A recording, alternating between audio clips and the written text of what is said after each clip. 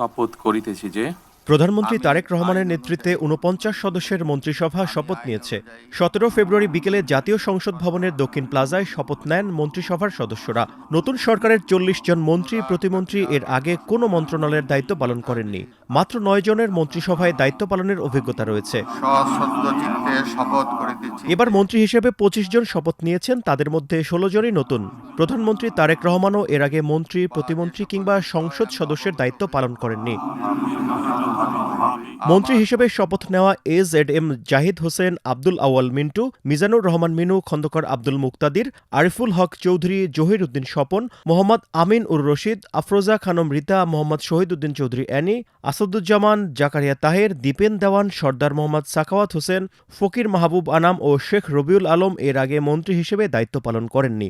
খলিলুর রহমান অন্তর্বর্তী সরকারের উপদেষ্টার দায়িত্বে থাকলেও মন্ত্রী হিসেবে এবারই প্রথম।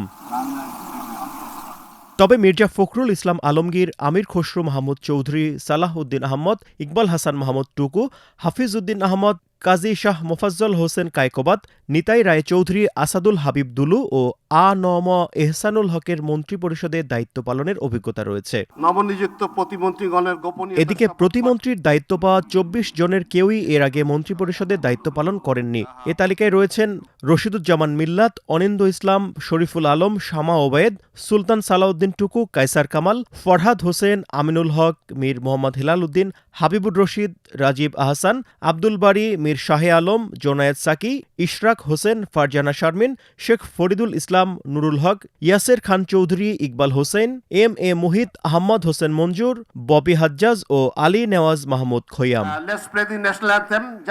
ত্রয়োদশ সংসদ নির্বাচনে ২৯৭ আসনের ফল গেজেট আকারে ঘোষণা করা হয়েছে। এর মধ্যে বিএনপি পেয়েছে ২০৯ আসন, দ্বিতীয় সর্বোচ্চ ৬৮টি আসন পেয়েছে জামায়াত ইসলামী। বাকি আসনগুলোতে বিভিন্ন জোট, দল ও স্বতন্ত্র প্রার্থীরা জয় পেয়েছেন।